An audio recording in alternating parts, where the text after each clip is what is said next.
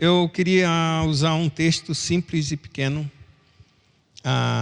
Provérbios, capítulo de número 23.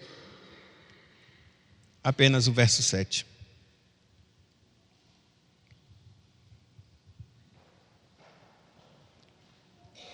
Provérbios 23, verso 7.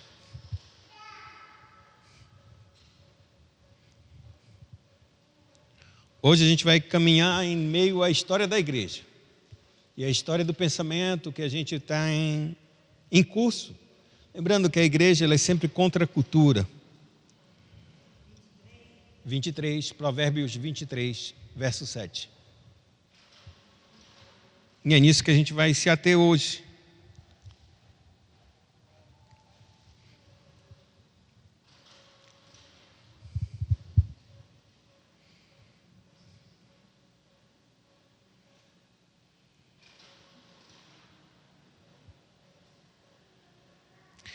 Verso de número 7 diz assim, Provérbio 23, verso 7. Queria que todo mundo lesse a uma só voz.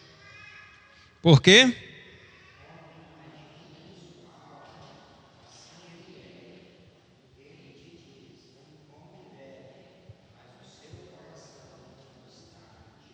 Mais uma vez, Provérbio 23, verso 7. Por quê?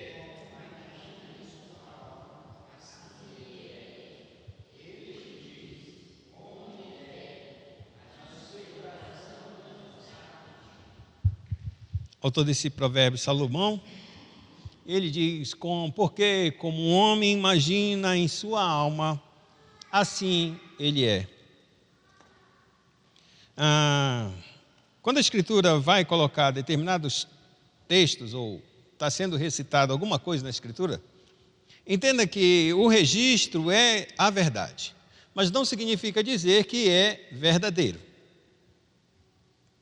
Vamos explicar? O que esse registro está apontando? Ele está dizendo, assim como um homem, muitas vezes as pessoas estão usando esse texto de maneira equivocada e muito errada. Mas o texto ele diz, porque assim como este homem imagina que ele é na sua alma, assim ele é. Aí ele continua, o verso diz, como se ele dissesse para um amigo, vamos supor que eu seja esse homem, que eu imagino quem eu sou na minha alma, e assim eu sou. E então eu digo para o Lecides, come e bebe, fiz isso aqui para você, come e bebe. E aí ele diz assim mesmo, mas o seu coração não está contigo. Eu estou dando alguma coisa para o Lecides, que é boa e agradável, come e bebe, seja lá o que for. E o Lecides abre o sorriso e ele come e bebe. O que ele está querendo dizer? Que o coração do Lecides, na verdade, o coração dele, Lecides, está sendo entregue para mim, ele está se abrindo para mim para receber aquela dádiva, porque ele confia em mim, ele acredita em mim, mas eu no meu coração, o que o provérbio está dizendo, Salomão está dizendo é, assim como um homem imagina que ele é na sua alma, assim ele é. Se ele é perverso, ele é perverso. Só que o Lecides não conhece meu coração. E aí entra o ponto. Ele vai receber aquilo como se aquilo fosse um agrado para ele. E como se eu fosse o quê? Muito bom, gente boa, um grande amigo. Mas o seu coração não está, ou seja, o meu coração não é para com ele. Eu estou seduzindo ele, eu estou enganando ele, eu estou ludibriando ele para um fim que ele não consegue perceber. Esse texto, muitas pessoas disseram, ou muitas pessoas dizem exatamente isso. Assim como você imagina que você é, você é. Agora, bora explicar isso nos dias de hoje. Vamos pensar Shirley, vou pegar a Shirley aqui. Shirley, como você imagina que você é, você é. Aí a Shirley levanta da cama e diz, eu sou uma mulher bonita, sou poderosa. Eu vou entrar naquela escola e vou fazer isso e aquilo outro. Vou mudar isso e aquilo outro. E se alguém me xingar, não tem problema, porque eu sou eu. Eu sou isso, eu sou aquilo. Está dando para entender? Ela está entrando num pensamento positivo na cabeça dela de que ninguém vai destruir qualquer tipo de imagem que ela tem a respeito dela mesma. Porque assim como ela é, assim como ela imagina que ela é na sua cabeça, assim ela é. E não é isso que a gente diz nos dias de hoje? Então as pessoas pegaram esse verso e tornaram ele como uma verdade absoluta, e não é isso que o texto está dizendo. Não é isso. Então, se você pensa que você é derrotado, você é derrotado. Se você pensa que você é um vencedor, você é um vencedor. Mas Abraão, aonde está o erro disso? Está um erro é que o nosso coração é o quê? Enganoso. Então, como é que eu posso dizer que eu sou um vencedor? Por mim mesmo, com as minhas capacidades, se o meu coração é enganoso. Então eu tenho que acreditar que eu sou um derrotado? Não, o ponto não é esse. O ponto é você colocar em você mesmo as suas capacidades ou as suas características a respeito de quem você é.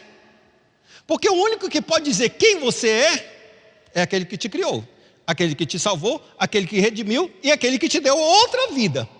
A ele você pergunta quem você é. E aí na Bíblia a gente vai encontrar: eu sou mais do que vencedor. E termina isso? O versículo termina aqui: por meio daquele que o quê? Que me amou. Então eu sou vencedor por causa dele. Eu não sou vencedor porque eu tirei boa nota. Eu não sou vencedor porque eu constituí família. Eu não sou vencedor porque eu entrei no concurso público. Não sou vencedor porque eu entrei no cargo de direção de uma escola. Não sou vencedor. Eu sou vencedor porque ele me amou. Se ele não tivesse me amado, eu não seria vencedor. Porque o amor dele fez com que eu saísse da lama para o reino do Filho do seu amor, das trevas, do pecado, do inferno, da ira de Deus, e viesse tudo para a presença dele. E recebesse uma herança que eu jamais poderia conquistar por mim mesmo. Por isso eu sou mais que vencedor. Por que eu sou mais que vencedor? Porque quem lutou é que venceu, e a vitória dele ele me deu. Não precisei entrar num ringue para receber a vitória. Por isso eu sou mais que vencedor. Agora, presta atenção. Quando a gente pega esse verso, e muita gente acredita que aquilo que ele imagina na sua cabeça, ele é, ou seja, imagina na sua mente, na sua alma, no seu coração, como ele é. É exatamente isso que acontece nos nossos dias. Muitas pessoas se dizem que são animais. Já ouviu falar essa palavra terians? O cara imagina que ele é um gato, literalmente. Senhor Ailton, não é Ailton? O nome do teu pai mesmo? Nubi. O Wilson, troquei o seu Wilson. O senhor já ouviu falar disso? De uma pessoa que pensa que ele é um gato, que ele é um felino, que ele é um cachorro, que ele é qualquer tipo de animal. O senhor já imaginou isso? Você já viu isso, senhor Wilson? Sabe disso? Já ouviu falar de que alguém pensou que ele era um gato e passou a se comportar como um gato? Comer como um gato, andar como um gato. Andar, literalmente andar, irmãos. Eu não estou falando brincadeira. Dentro do meu quarto ele saiu na rua andando como um gato. Colocou um rabinho de gato e foi andando na rua. Porque como ele imagina que ele é, isso ele é. A pergunta é: quando o senhor vê um rapaz, um homem, uma mulher, não uma criança, um homem, e não uma pessoa, vamos dizer assim, fora do seu juízo, ainda que esteja fora do seu juízo, mas é um empresário, é um trabalhador. Ele está andando na rua com isso e com alguém segurando com ele por uma coleira. Quando você olha para um ser desse, você diz que ele é um gato? O senhor diz, seu Wilson? Mas como ele imagina que ele é, isso é. Aí a pergunta é: ele é isso? Não. Aí entra exatamente a contradição no versículo. Mas a Bíblia não diz que como o homem imagina que ele é assim, ele é. Isso não significa. Isso é verdade. Mas não é verdade no seu sentido absoluto. Por que não é verdade no sentido? Porque Deus não criou um gato, criou um ser humano. Pode se comportar do jeito que é. Tu podes te imaginar que tu és um gato, mas tu não és um gato. A verdade é que no teu coração você pensa, mas o teu coração é enganoso. E por isso você se comporta como se fosse um gato, um felino, um cachorro, seja lá o que for.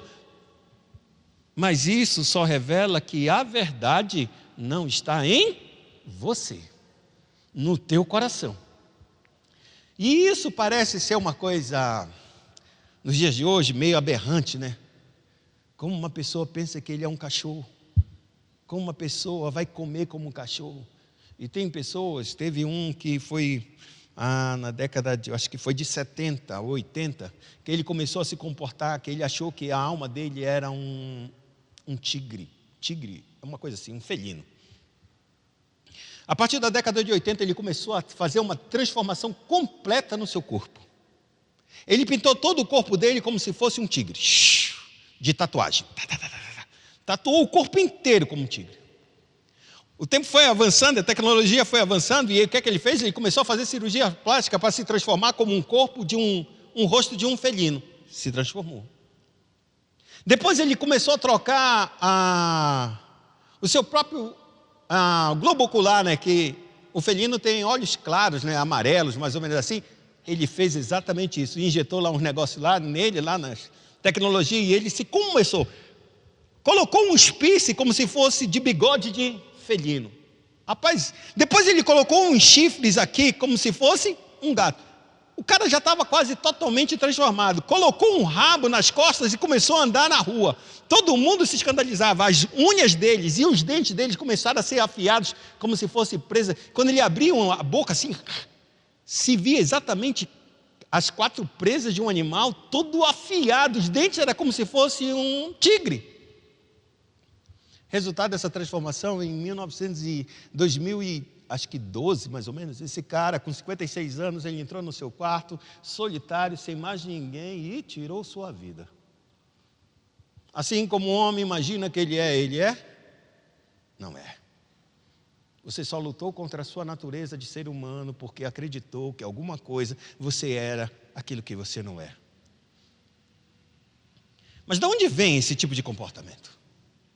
Como é que surgiu um grupo de pessoas assim? E aí a gente começa a andar mais no tempo e vendo algumas coisas, e a gente vê que uma pessoa hoje, ela não se declara nem homem e nem mulher. É ou não é? Eu não estou falando mais nem de homossexualismo, porque o homossexualismo tem isso desde o início do mundo. Desde o início do mundo a gente já vê essas pragas. Essa praga de comportamento. Mas hoje tem pessoas que se identificam não binárias. Eu não sou homem, não sou mulher, eu não sei lá o que eu sou qualquer outra coisa, mas deve ter alguma classificação para mim. De onde surgiu isso, irmãos? A gente já achava um absurdo um homem pensar que ele é uma mulher. Eu nasci homem, mas eu estou com um corpo de homem, mas eu sou uma mulher. Aí a mulher diz, eu nasci mulher, eu estou num corpo de mulher, mas eu sei que eu sou homem. E a gente percebe que nos dias de hoje as pessoas começam a fazer essas transformações que são chamadas os trans. Mas existe um terceiro grupo de pessoas que não se identificam nem que é homem e nem que é mulher. Eu estou falando isso para que a gente entenda que como esse versículo está declarando, não é uma verdade. A verdade entra no coração dessa pessoa. Ela imagina que ela é isso. Ela se comporta com isso, mas não é isso. E isso, mais cedo ou mais tarde, vai cair. Por quê? Porque a verdade é que Deus criou o homem, macho e fêmea. Mas como chega isso ao coração das pessoas? Como isso impacta a vida da igreja? Que tipo de pensamento e como surgiu essas coisas dentro aqui deste mundo? E como esse mundo chegou dentro da igreja? Não pense que a gente está longe desses comportamentos, irmãos. Há muitas igrejas que têm e tem pastoras homossexuais, pastores, literalmente, não é escondido. Vamos supor assim, eu sou pastor, mas eu tenho uma vida dupla, eu sou homossexual, ninguém na igreja sabe. Como a igreja ninguém sabe, pode me eleger, pode me colocar como pastor em várias outras igrejas, por quê? Porque ninguém sabe de nada. O dia que descobrir que eu sou cortado do cargo, correto? Não, nessas igrejas, a pessoa já chega como homossexual. E consagrado a pastor e a pastora. Simples assim. Isso é um pensamento que veio de uma corrente do mundo que chegou até nós. Mas não é assim que acontece. A gente vai ter que começar a entender a história da igreja, para a gente perceber que as correntes de pensamento vão influenciando o comportamento da igreja. E se a igreja ela não se mantém firme dentro de uma postura, aquilo que antes entra devagarzinho, ela destrói completamente a vida da igreja. E quando a gente percebe, é um grupo de pessoas que estão reunidas, mas não é um grupo de pessoas que estão adorando o verdadeiro Deus. mas estão adorando a si próprio ou a um Deus que eles fizeram uma caricatura do Deus verdadeiro. Então, por isso eu usei esse texto, para que a gente pudesse entender que quando as Escrituras vai apontar uma determinada verdade, não significa dizer que é a verdade nesse sentido absoluto. No sentido absoluto porque a verdade não se encontra no ser humano.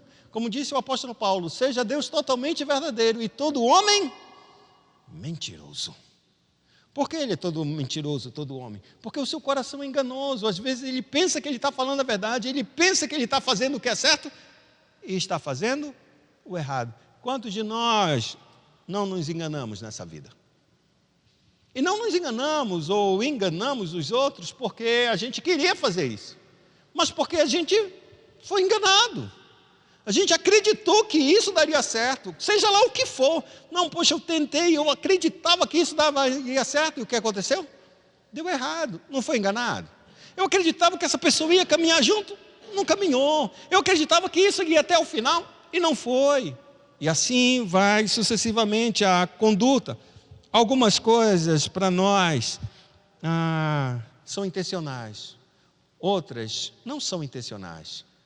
Às vezes a gente engana intencionalmente, mente intencionalmente, às vezes não. Engana porque a gente não tem todos os conceitos ou todos os conhecimentos que a gente pode aferir e declarar uma decisão nossa. Por causa exatamente dessa falta, dessa parte de conhecimento, leva-nos ao engano, ao erro. Coisa que não acontece com Deus, porque Deus tem todo o conhecimento. Então Ele pode declarar quem está certo e quem está errado de maneira precisa e absoluta. Nesse sentido, eu queria mostrar algumas coisas para vocês, conversar com vocês a respeito disso. Como essas ideologias e como essas coisas começaram a acontecer na nossa vida como igreja e como isso tem perturbado a casa nossa, a vida nossa, a nação nossa, o mundo em si que nós estamos. A Bíblia diz que os homens maus e perversos vão de quem? De onde para onde? De mal a pior.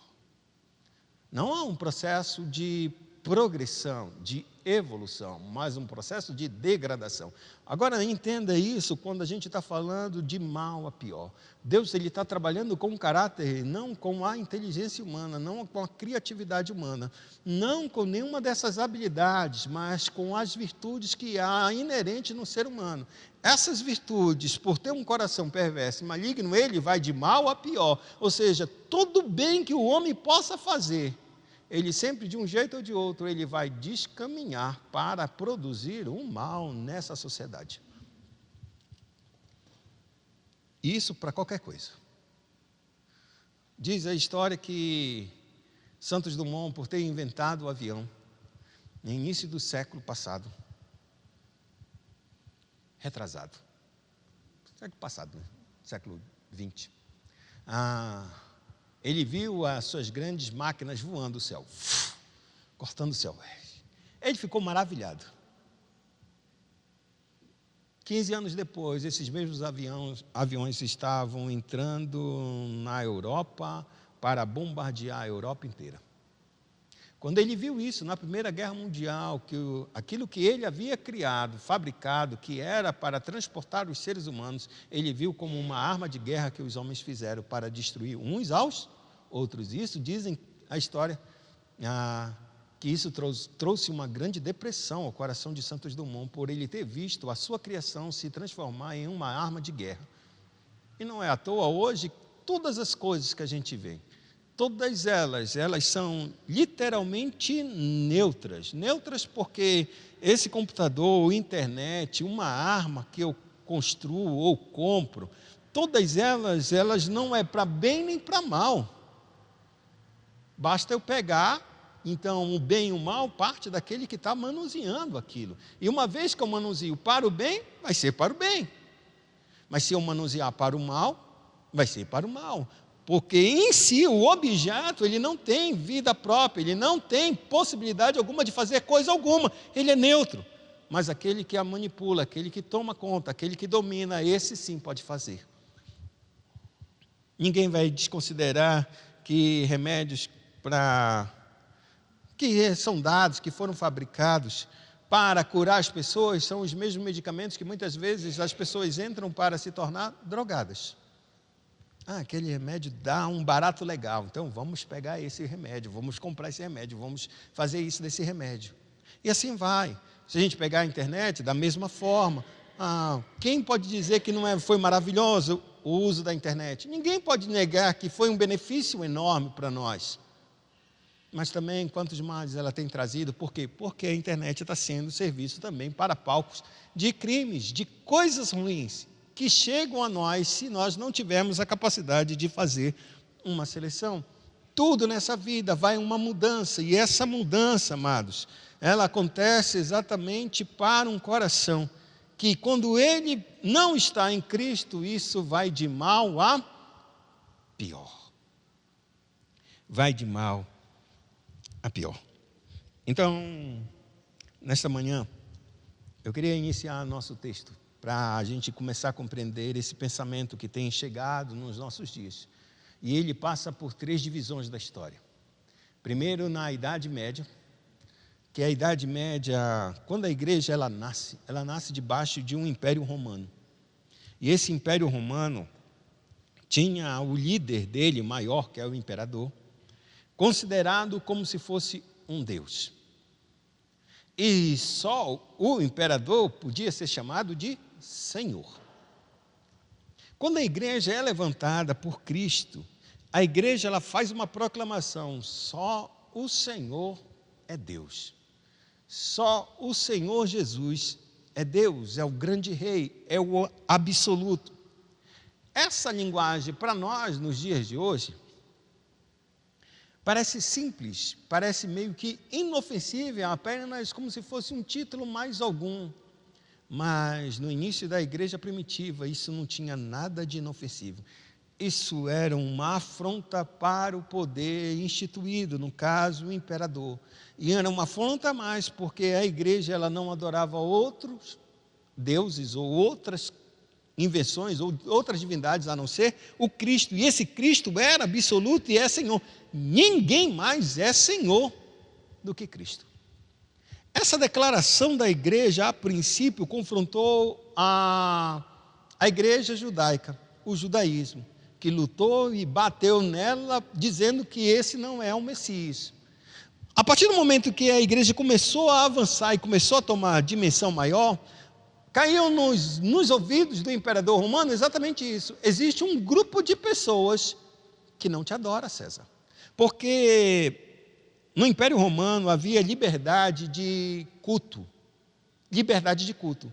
Cada povo podia adorar os seus deuses, suas divindades, desde que adorasse pelo menos a César. Não precisava adorar os deuses gregos nem os deuses romanos. Você podia continuar adorando o seu Deus, a sua divindade, mas você teria que também prestar adoração a César. Quando a igreja se levanta e já tem um número suficiente, e a igreja começa a ser percebida pelo Império Romano, eles perceberam que os cristãos não adoravam a César em nenhuma das divindades. Isso tornou uma fúria enorme para o Império Romano, que levou o quê? A uma grande punição. Porque eles rejeitavam qualquer tipo de adoração a César. E isso levou a igreja ao martírio, um atrás do outro. Irmãos, um martírio ao mesmo tempo que levava a igreja à morte, ao fim dela, vamos colocar assim, existe um outro lado, não só religioso, mas um lado que a igreja era tida, ou alguns deles, com algumas posses. Então, se eu destruir esse grupo de pessoas, eu também adquiro suas posses. Então, eu caminhava nesses dois sentidos. Nunca era só uma rebelião, ou nem nunca era só uma tentativa de destruir a fé daquela pessoa, mas destruir também ou adquirir as suas propriedades. Durante 4 séculos a igreja passa a ser perseguida de uma maneira assustadora. Não sempre havia tempos de grande pico de perseguição e depois diminuía. Aí depois passavam mais uns 30, 40 anos e levantava-se de novo uma perseguição feroz, saía matando o cristão, destruindo, e depois diminuía um pouquinho. Sempre dependia do tipo de imperador que se colocava no trono.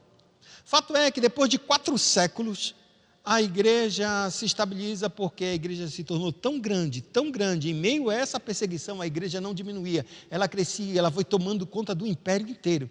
Quando o imperador se coloca no poder, ele percebe que a maioria dos cidadãos romanos não são mais ligados a politeísmo, ou seja, a idolatria, a adoração dos seus deuses, mas a maioria já está parte, inclusive dentro do próprio Império Romano, havia muitos cristãos. E é tipo uma coisa, o império não é burro. Se a maioria é cristão, o que eu vou fazer com a minoria que não é mais cristão? Eu vou continuar abatendo nesse grupo? Vai chegar numa hora que vai se colocar um cristão aqui nesse poder, porque a maioria é.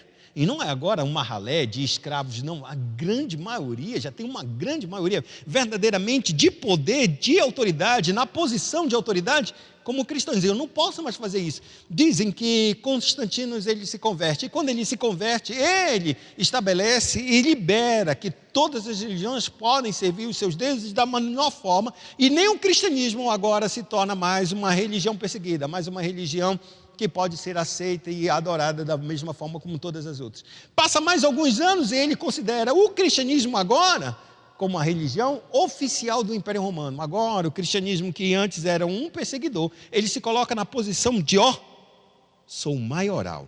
Sabe o que o cristianismo faz? Porque nesse tempo que o cristianismo sai dessa sarjeta, que a gente pode dizer, dessa lama de perseguição e entra num patamar de posição em que ele agora dita as regras, o cristianismo já está corrompido. E se o cristianismo está corrompido, chega numa posição de poder, dá poder, como se diz assim, não lembro quem disse essa frase, dá poder a um homem mau e ele se tornará mais mal. Quando o cristianismo entra assim, nessa fase de poder, em que ele é a religião estabelecida, sabe o que ele faz? Ele começa a perseguir as minorias de todos os lados. Porque ela acha, ou a igreja agora, que está sustentada no 4º século, se vê numa posição que tem que destruir todos os outros remanescentes. Então, aquilo que fizeram com eles no início, ele está fazendo agora. Essa é uma marca da igreja, e a gente vai ver marcas da igreja nos dias da história da igreja que são muito vergonhosas para nós. Pois muito bem, está estabelecida a igreja no 4º século, e a igreja agora ela entra num processo de declínio. E à medida que vai passando os séculos, a igreja vai declinando e algumas pessoas vão se levantando. Imperadores realmente, que a gente pode dizer, que se converteram de fato. Então, esses imperadores que se convertem de fato, ou expoentes da igreja que se convertem de fato, tornam a igreja um pouco mais viva, traz renovação, traz avivamento espiritual. Mas no decorrer desses anos, do 4º século até o século de número 15, que a gente vai chamar de Idade Média, esse período de quase 10, 11 séculos, a igreja vai tendo caos e levantando, se perdendo e se levantando. Só que nesse período, quando chega no século de número 11, que a gente vai entrar na Baixa Idade Média, os últimos 4 séculos torna a igreja insuportável. Como a gente pode declarar que a igreja se tornou insuportável, insustentável? Lembremos que só temos uma única igreja chamada Igreja Católica Romana, uma única igreja, dominando tudo, e essa igreja, não pense que ela é essa igreja mais ou menos, não, eram todos nós como igreja, porque só existia um só cristianismo. Nesse caso, a igreja começou a tomar decisões muito sérias, e as decisões muito sérias era, ela instituía os imperadores, os reis, todas as autoridades tinham que passar pela batuta, pelo cajado, vamos dizer, do Papa. O Papa dizia que esse era o rei, e assim era, e todo o povo honrava esse rei. E o rei que fizesse qualquer asneira, que a igreja fizesse e falasse, ela destituía aquele rei imediatamente, e era destituído. A força da igreja e a palavra da igreja era a última instância.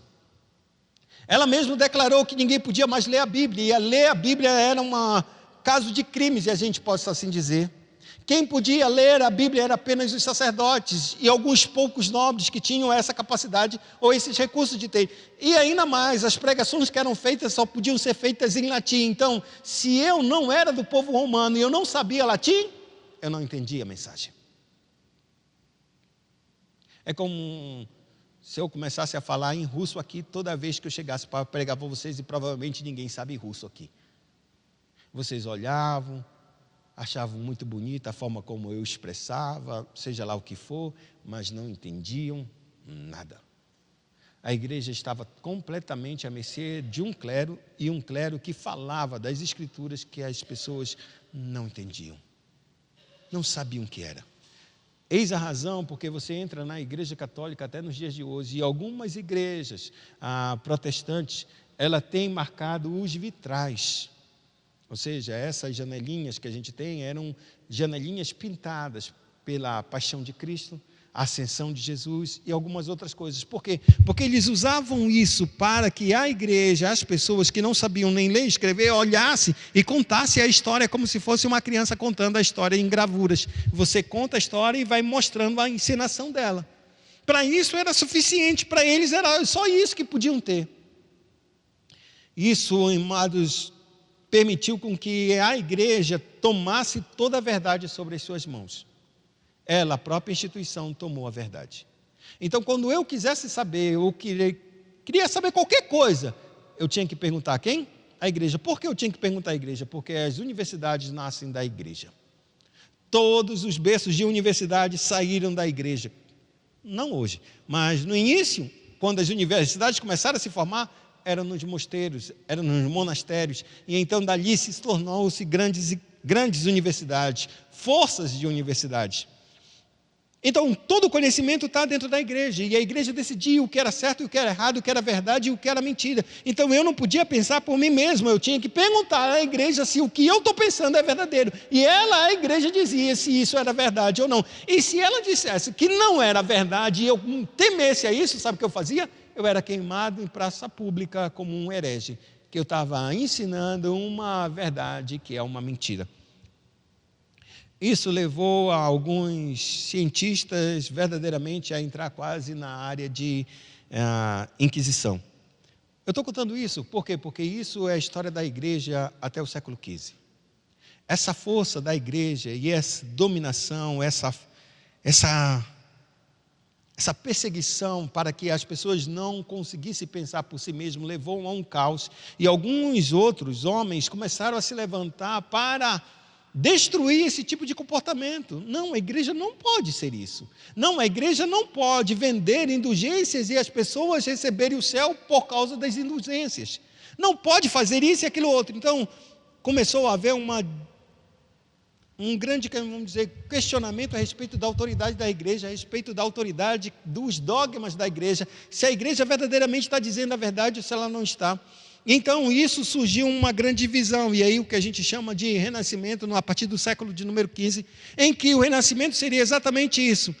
As pessoas começaram a despertar a sua própria pensamento para decidir o que era e o que não era verdade. E isso levou as pessoas a questionarem todo tipo de dogma, todo tipo de autoridade, dizendo verdadeiramente que as pessoas não podiam, ou melhor dizendo, a igreja que dominava as coisas, não podia exercer esse controle sobre as pessoas. Ao mesmo tempo que nasce a renascença de um lado, nasce a reforma protestante do outro lado. Com as mesmas ideias, só que com um lado, a renascença nasce ou se baseia em si próprio, no ser humano. A reforma protestante, ela tem o mesmo viés, luta pelas mesmas coisas, mas entende que a base toda de autoridade de verdade procede de Deus, e Deus está sendo dado em suas sagradas escrituras. Ela é a única regra de fé e prática onde toda a verdade vai ter que ser questionada. É pelas escrituras sagradas. Não é mais a igreja, não é mais o Papa não é infalível, mas sim as escrituras. As escrituras se tornam verdadeiramente infalíveis. Se a gente quiser saber a verdade, vai ter que ser pelas escrituras. O que isso vai acontecer conosco? Surge a reforma protestante e as igrejas agora, muitas pessoas começam a ensinar as escrituras para que o próprio povo pudesse ler e entender e fazer as suas próprias decisões, se isso é verdade o que a gente está falando, ou se é mentira. Se a igreja que está falando essas coisas, olha pelas escrituras e vê o que ela está ensinando. Se você comparar e ver que ela está falando a verdade, então siga e continue na igreja católica. Caso contrário, mude para a igreja protestante. Foi exatamente isso, a ideia de que as pessoas tinham a capacidade de tomar as suas próprias decisões, raciocinar desde que elas tivessem o conhecimento. E foi isso que acontece no início dessa grande despertamento. É nesse período, basicamente, que começa o que a gente vai chamar de Idade Moderna, e ela vai até a Primeira Guerra Mundial. Segunda Guerra Mundial, melhor dizendo. Então, a gente tem a Idade Moderna, a Idade Média passou, e agora entramos na Idade Moderna. A Idade Moderna vai trazer algumas coisas que são preciosas para nós. E que tipo de preciosidade? Ela sai de uma coletividade e passa a ser, o indivíduo passa a ser senhor de suas próprias vontades. O homem é a medida de si mesmo. É basicamente isso.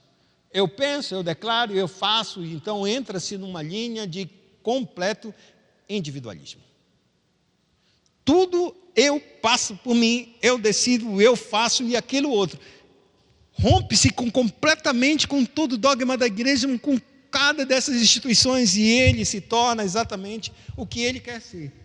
Ele julga todas as coisas, e aí quando começa a mudança da era da modernidade, acontece uma coisa que é muito maravilhosa, porque as ciências começam a se desdobrar, o pensamento começa a ser racionalizado, e as coisas que as instituições, ou melhor dizendo, os cientistas começam a brotar, eles começam a pensar exatamente isso, que o universo pode ser realmente uma coisa lógica, e eu posso pensar, e eu posso determinar, e tudo aquilo tem um teor, tudo aquilo que eu posso explicar pela minha razão, é a verdade. Quando a ciência começa a entrar nesse nível, e esse comportamento começa a ter, eu faço uma pergunta para a senhora, irmã Noemi. Eu consigo explicar racionalmente como Jesus andou sobre as águas?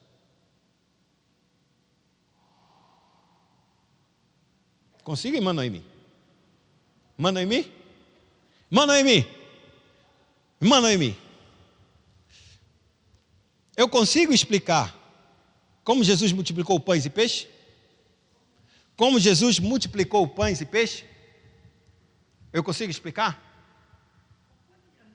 Hein? Não, mas tem uma explicação científica?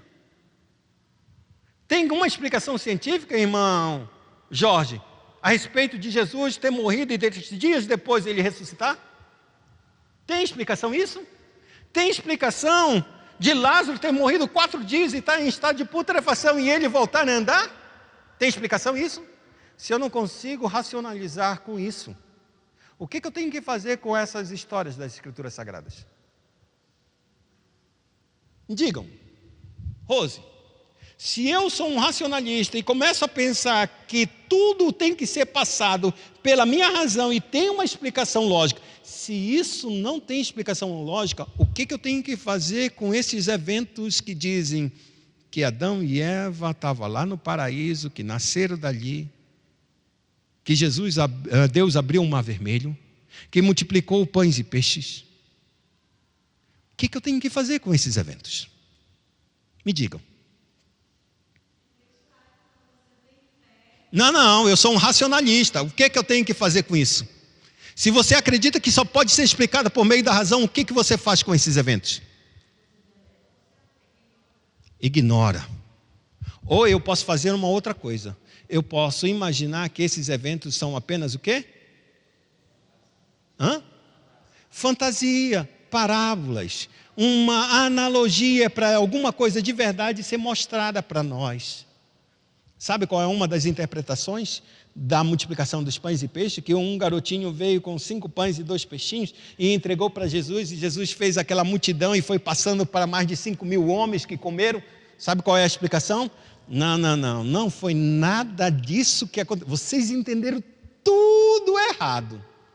O que foi que aconteceu naquele dia foi que um garotinho, sim, trouxe 5 pães e 2 peixinhos, que era para ele comer. Mas ele sentiu compaixão das pessoas e de Jesus. Ele ofereceu o pãozinho dele, o cestinho de 5 pães e 2 peixinhos. Outras pessoas que viram o comportamento daquela criança ficaram muito tristes, ou melhor dizendo, constrangidos com aquele ato daquela criança e que estava guardando os seus pãozinhos aqui na miúda, para que quando ninguém olhasse ele fosse comer. Ele pegou também e apresentou para Jesus. E assim cada uma das pessoas foi apresentando o seu pouquinho, até que o quê?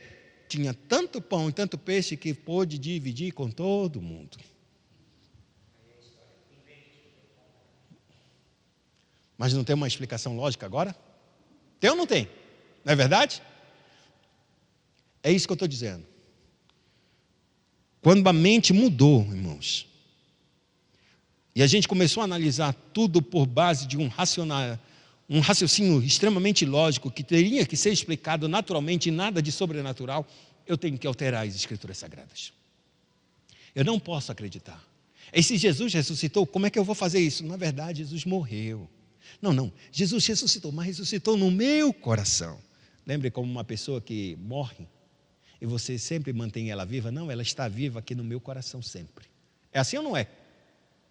Não é assim que a gente faz com as pessoas que a gente ama? A gente sabe que ela morreu, mas ela ainda continua viva aqui, porque ela não tem como apagar as memórias dela no meu coração. Então ela está sempre no meu coração. É isso que fizeram com Jesus. Jesus morreu? Não, ele morreu, ele foi sepultado também. Só que agora Jesus vive através dos seus ensinamentos, da sua ética, da sua maravilhosa palavra de amor, de bondade, de carinho. É esse, enquanto a gente agir assim, Jesus sempre vai estar vivo no nosso coração. Ele nunca morreu. Mas não é isso que as Escrituras dizem. Mas a igreja foi influenciada por esse pensamento. É o que a gente chama de liberalismo teológico. Destruiu todo o nível de pensamento ou de qualquer tipo de coisa que não possa ser explicado. Racionalmente foi destruído. Irmãos, eu não estou falando do mundo, eu estou falando da igreja, que a igreja absorveu isso. Século XIX começou a acontecer, e aqui acontece uma coisa maravilhosa, porque no início do século XVIII para o século XIX, começa a ter uma explosão de invenções tecnológicas.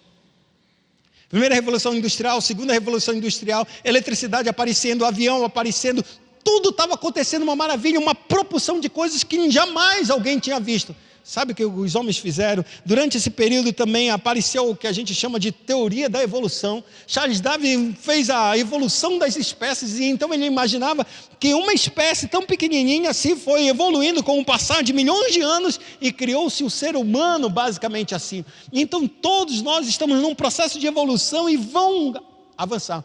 Outros homens olharam para isso, para a ciência biológica, pegaram a ideia dele e disseram assim mesmo, os homens também estão assim, estão num processo de evolução, eles estão criando. Agora presta atenção, quando o homem começou a criar e inventar essas coisas, e veio essa teoria, dizendo que o homem estava num processo grande de evolução, e começou a aparecer as máquinas, os aviões, os carros e tudo mais.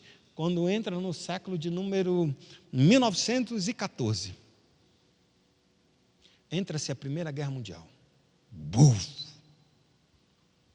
Os homens têm um baque, porque eles imaginavam que agora o homem ia lá para cima. Passa-se mais um pouco tempo, a guerra praticamente fica no continente europeu. Passa em 1939, entra-se a Segunda Guerra Mundial. Quando entra a Segunda Guerra Mundial e o término dela chega-se com a bomba nuclear, em que dentro dessas duas guerras são mais de 70 milhões de pessoas mortas. O que a pessoa pensou? O que os homens pensaram a respeito desse homem moderno, que ele haveria de alcançar uma sublimidade, uma paz e uma prosperidade além das suas alturas? Como um homem imagina que ele pensa que ele é, no seu entendimento, assim ele é. Ele imaginava que ele, com essas tecnologias, com essa informação, com esse tipo de evolução tecnológica, ele também haveria de evoluir e dizimar com a morte, dizimar com a fome, dizimar com as guerras. E o que acontece no seu mais alto auge? acontece a grande Segunda Guerra Mundial. E os homens olhavam uns para os outros.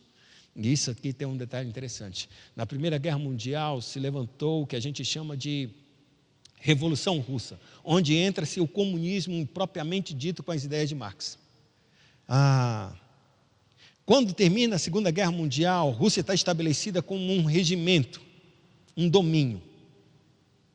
E eles achavam que os trabalhadores deveriam se lutar, como era a classe operária, contra todos os burgueses, todos os ricos, todos os proprietários de terra e tal. Quando entra-se na Segunda Guerra Mundial, sabe o que acontece? Todos os trabalhadores de todas as outras nações, uma estava lutando contra a outra, então eles viram que o argumento deles, vocês não deveriam trabalhador lutando contra trabalhador, porque um trabalhador vai lutar contra o trabalhador. A gente deveria lutar era contra as elites. E não foi isso que aconteceu. O nacionalismo era muito mais forte, muito mais elevado do que qualquer tipo de ideologia. E isso aconteceu, e isso fez com que esse próprio sistema caísse em descrédito. A própria ideia de que o homem evoluiria e chegaria num alto patamar também caiu por terra. Quando tudo que a gente imagina que o homem vai ser mais perfeito, mais maravilhoso, mais tão elegante, e isso não acontece, o que é que a gente tem?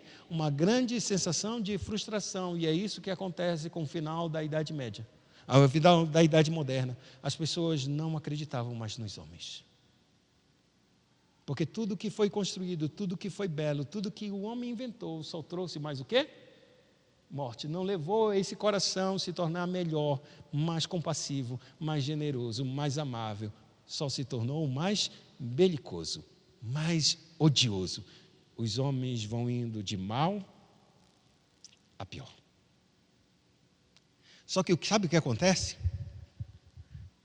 Os homens precisam de alguma coisa, eles perderam a ação, eles perderam o sentido, eles perderam que eles tinham algum propósito. Não, você nasce, morre e acabou, é isso mesmo.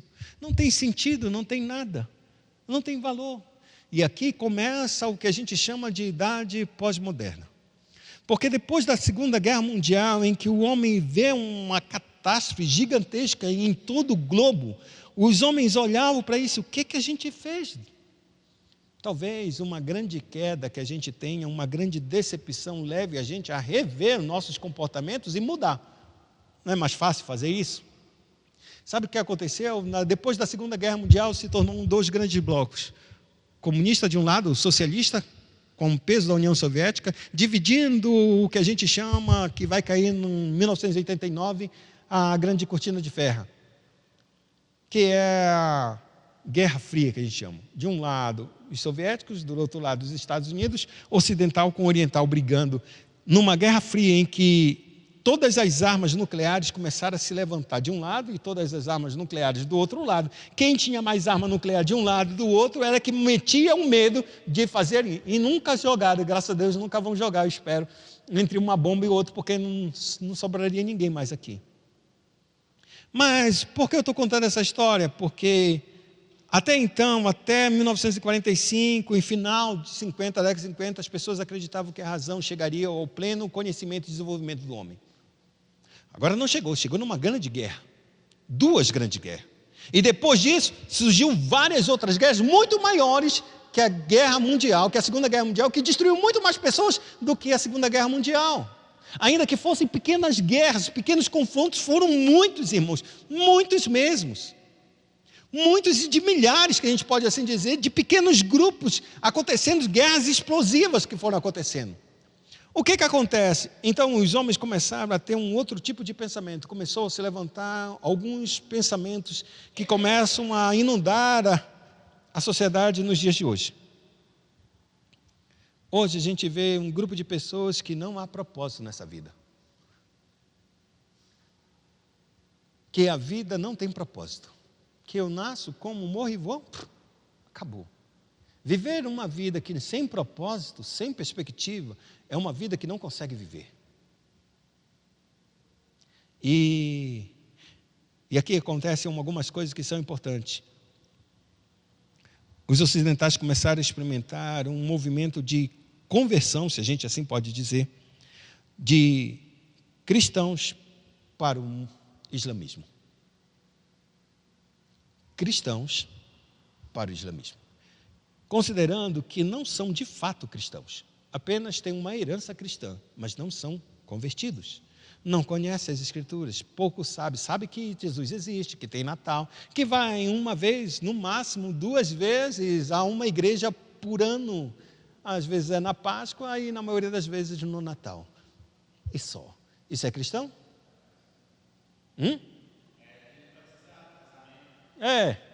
Então não vão para os cultos. As igrejas estão secas, as igrejas se perderam, ninguém dava mais valor, porque a igreja não tinha mais resposta, e a igreja foi se esvaziando, se tornando praticamente uma sepultura apenas, vazia, um ou outro, ninguém queria mais ouvir o Evangelho. Isso também entrando nessas décadas, por quê? Porque houve um total sem sentido da vida.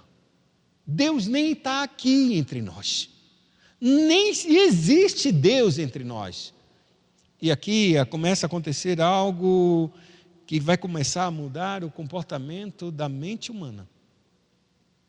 Nesse vazio de existencialismo, nesse vazio de propósito, os muçulmanos que não têm nada a ver com isso, que vivem uma religião totalmente muito fechada e frenética, com capacidade, como eu estou dizendo, como a Escritura diz, se a gente quiser verdadeiramente ter um exército não voluntário, mas doutrinário, eu tenho que estabelecer regras tão fortes e tão firmes que as pessoas se gloriem naquilo que estão fazendo.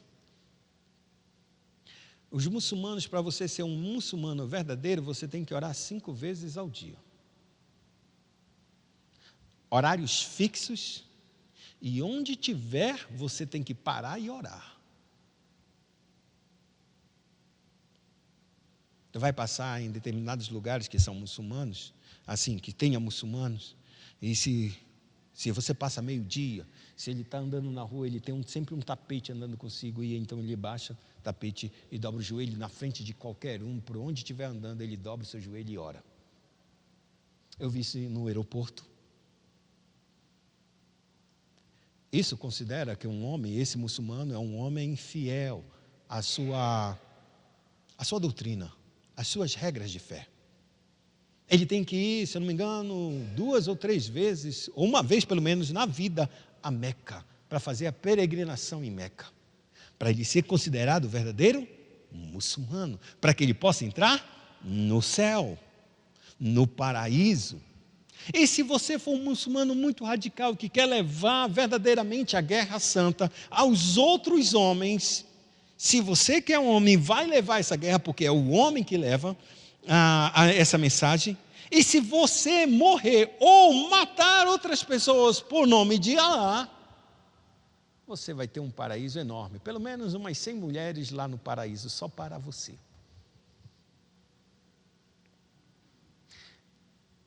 A religião muçulmana pode ser a mais terrível, mais errada do mundo, vamos colocar assim. Mas ela te dá um propósito. Ela te mostra para que você quer, porque você foi criado. E o propósito é mais forte do que qualquer outra coisa que a gente possa ter. Pode ser ele uma mentira, mas ele é um propósito, e isso preenche o vazio. Quando esse grupo de pessoas chegou na Europa, irmãos, muitas vezes desprezados, colocados em guetos, eles começaram a se infiltrar e começaram a pegar jovens que estavam sem propósito e começaram a ensinar para eles um nível de propósito que a igreja deixou de lado, porque a própria igreja se perdeu. Esses homens, essas meninas, adolescentes, jovens, começaram a ingressar exatamente na jihad islâmica, ou seja, na guerra santa. São capazes de colocar explosivos no seu corpo e se explodir num determinado local. Essas meninas são capazes de entrar na guerra para se servir, para ser servida como, vamos supor, mulheres sexuais para os homens, para que eles tenham um tempo de paz, porque estão guerreando uma guerra santa e justa. Já pensou, Alice? No computador, vendo uma coisa? Você gostou de ouvir aquele negócio, aquela proposta, foi se disseminando, o que aconteceu? Estou indo embora, mãe, estou indo lá para a Europa, já me pagaram a minha passagem, eu vou para lá. Quando eu for para lá, é apenas uma escrava sexual. Irmão, não estou falando de mentira, estou falando da realidade dos nossos dias, porque o propósito não estava no coração dessas pessoas. E não ter propósito verdadeiro, qualquer propósito mentiroso, enganoso vai servir e vai preencher esse coração. Só que quando chegar lá, a realidade será diferente.